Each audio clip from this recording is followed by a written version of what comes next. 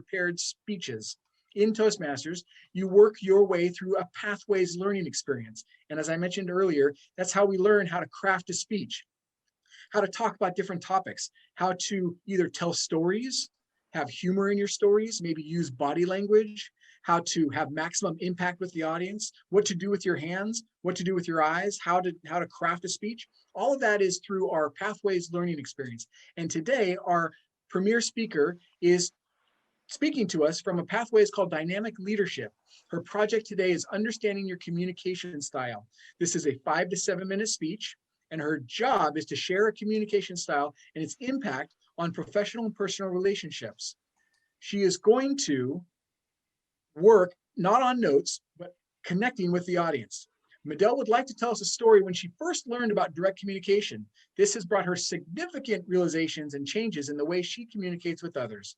Tonight, giving her speech called Yes, Kirk, I'm Hungry, please help me welcome our premier speaker, Miss Madel Cahill. Thank you, Mr. Toastmaster.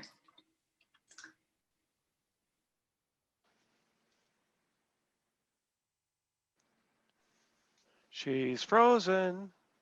I think I froze. There you go. Let me redo it. Am I back? You're back. Okay. Thank you, Mr. Toastmaster. In 2002, I went here in the United States as a tourist to visit my grandma. Just like any other Asians, my grandma, along with her sisters, has this habit of matchmaking or finding me a husband. They found this guy through a network of friends who is kind, smart, and potential to be my husband. His name is Kirk. The mother of this guy and my grandma decided to send us on a date. So we went on Disneyland, and during the midday of our fun trip in the park, he decided to ask me, "Are you hungry?" I said, "No, I'm okay. Don't worry about me. Thank you." So he never worried about me again. And guess what? I starved the whole time we were together. Wait, let me explain myself why I said no in the first place. You see, in Philippine culture, saying no, maybe not all, but saying no for the first offer is appropriate. We usually wait for second or third time offer before we accept it. Unfortunately, Kirk did not try again. If only I accepted his offer then I would have not started on that day. And then later on, I realized Kirk is American. And I learned that this is the way most Americans communicate. They use direct communication. And from this experience, I learned the value of direct communication. Let me tell you my 3 learnings. Number 1, I learned that when a direct communicator say yes, most likely it means yes. If I just said, "Yes, I'm hungry," to Kirk, then I won't be going home to my grandma, showing all the food she cooked on that night. On the other hand, when a direct communicator says no, that usually means no.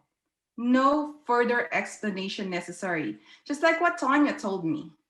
Melissa told Tanya that no is a full sentence, which does not need further explanation. Second, I learned that direct communication brings straightforwardness. It can help me get what I need. Way back in the Philippines, when my grandma asked me if I'm hungry, I usually say no when I really means yes. I say no because I feel embarrassed to say outright. And I was actually waiting for her to insist. And when she asks again, I will act like as if I'm doing her a favor. Apparently, it does not work here in the United States. I waited and waited for Kirk to ask me again if I'm hungry the next hours that we were together, but he did not ask me. I realized later on, of course, it was my fault because I said, no, I'm okay. Don't worry about me. From then on, I learned that I should not let myself say no when I really mean yes. I did not let myself starve again on a date. In general, I learned that I should say yes when I don't want the opportunity to pass.